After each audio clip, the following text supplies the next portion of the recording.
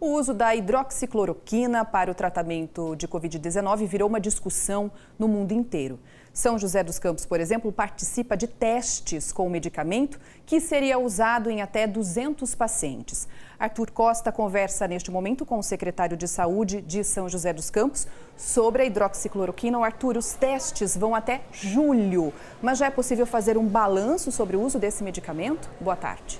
Oi, Águida. Boa tarde para você, para todo mundo acompanhando o Link Vanguarda. O São José faz parte dessa pesquisa que está sendo feita no estado. Aqui, São José dos Campos participa com o Hospital Municipal. A gente já repassa, então, essa pergunta para o secretário de Saúde aqui de São José, Danilo Stanzani. Boa tarde.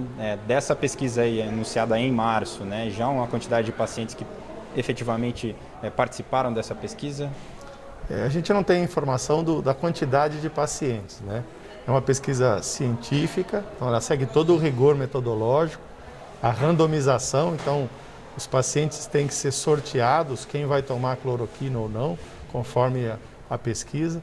Ele tem que ter as condições clínicas, né, que ele possa entrar na pesquisa, para que esses resultados possam ser comparados com todos os outros hospitais que estão participando.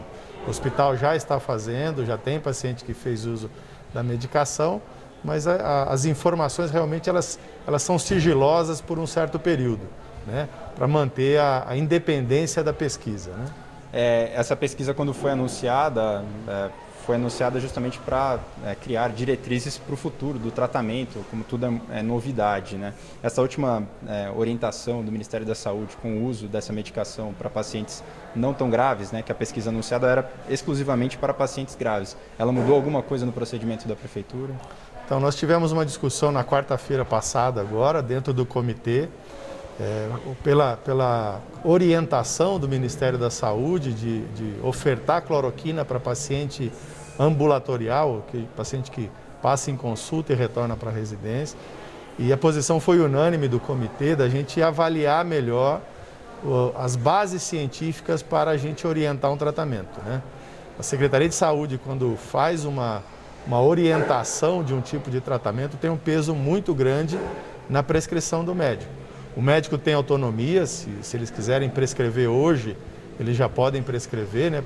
Isso é constituído aí pelo Conselho Federal de Medicina, mas a orientação da Secretaria, a gente está programando de soltar na próxima quarta-feira, depois da gente analisar vários fatores, né? Um dos membros do nosso comitê é do Conselho Federal de Farmácia. Então, eles vão trazer uma documentação do Conselho Federal de Farmácia também, para embasar a decisão da Secretaria de orientar ou não o uso ambulatorial da hidroxicloroquina. E essa decisão, ela é baseada exclusivamente na decisão do corpo médico ou a família do paciente, o próprio paciente, ele tem opção ou não de escolher o tratamento? Essa opção é garantida pelo Código de Ética Médica, pela Constituição. Qualquer tipo de tratamento, o paciente tem que concordar com o tratamento, a menos que ele esteja inconsciente ou fora das suas sanidade mental, aí a proteção da vida é determinante. Agora, ele estando consciente, ele estando orientado, ele tem que aceitar o tipo de tratamento. Inclusive, na orientação do Ministério da Saúde, vem um termo de consentimento livre e esclarecido em que o médico assina e o paciente assina também, que está ciente do uso e dos riscos da medicação. Bom, a gente vai aproveitar essa oportunidade também para falar um pouco daquela última pesquisa, né, aquela espécie de censo, na verdade, da Covid-19 na cidade, que apresentou um resultado parecido com aquela primeira pesquisa, né, das 450 testes rápidos feitos. Cerca de 3%, né, da amostragem indicaram a contaminação. A partir dessa pesquisa, o que vocês estão pensando em fazer, pensando nessa possível flexibilização do comércio? Essa pesquisa vai ser usada, vai ser mostrada para o governo do estado? Na realidade, a pesquisa é uma das ferramentas que a gente usa, né? A taxa de ocupação hospitalar, a taxa de mortalidade, quantidade de casos novos que a gente está recebendo nas unidades, tudo isso é um somatório aí de informações para a gente tomar as decisões, né? A gente já tinha um entendimento que era possível fazer um isolamento mais racional, mais inteligente, mas que isso, por enquanto, está descartado, né? A gente mantém a nossa linha. O que a gente percebe, né? com quase 30 dias entre uma pesquisa e outra, as duas com quase o mesmo resultado, 3,11% da população com contato com o vírus, é que o crescimento em São José está muito lento, mostrando que a população entendeu a importância do isolamento social, do uso de máscara, da mudança de hábitos de higiene, né? São vários fatores aí da não aglomeração, da paralisação das aulas, que talvez seja um fator importante, como muitos trabalhos vêm mostrando, né? Que é um fator importante de contaminação, né? Então, não é uma coisa agradável, né? Tanto para as escolas, para os pais, para os alunos, mas que foi uma medida acertadamente tomada pela Prefeitura no momento adequado. Então, a gente vê que o crescimento realmente é lento em São José, o número de casos novos, o número de óbitos, mostrando esse achatamento da curva que a gente conseguiu fazer aqui.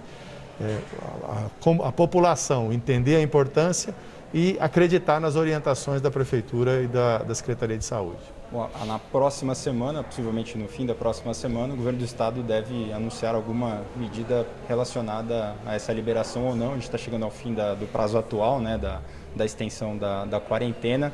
Mantendo essa situação como está hoje, a Secretaria de Saúde de São José avalia que há risco de reabrir, ou mantendo essa situação, a Secretaria de Saúde recomenda que não há risco de reabrir o comércio e de fazer esse isolamento diferenciado? Um dado importante, assim, a reabertura não significa que todo mundo vai poder abrir a porta e ter as atitudes que tinha em dezembro do ano passado, né? Todas as ferramentas que nós criamos para um isolamento mais inteligente, eles eram cercados de regras extremamente rígidas.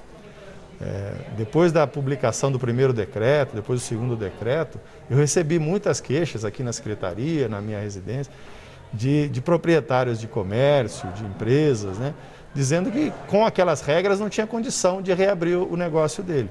Então, realmente, o isolamento inteligente, que a gente chama assim, seletivo, ele cria regras para reduzir o risco de contaminação. Regras rigorosas que têm que ser seguidas para que possa fazer a reabertura. No momento, a gente não vem discutindo isso, a gente vem discutindo a questão do tratamento, a ampliação de leitos, novas maneiras, novos protocolos de testagem, né? Começamos a testagem dos moradores de rua, coisa bastante interessante. Recebemos a doação do PCR, né? Do SWAB, da Embraer, junto com a Unesp. Então, ampliamos o número de testes no município. Não dependemos mais do Adolfo Lutz, que infelizmente vem atrasando os resultados. Agora os nossos resultados vêm rapidamente para nós. Temos por volta de 20 mil exames para serem realizados. Com isso, vai subir o nosso número de casos positivos, mas a gente começa a conhecer a população. Um dado importante nisso, a gente vê que em todas as regiões, a região norte é a menos afetada, mas todas as regiões de periferia ou central tiveram pelo menos um caso positivo, né? Então isso é muito interessante, que o vírus está na cidade em toda circulando. E mesmo assim, a gente tem baixa ocupação do hospital.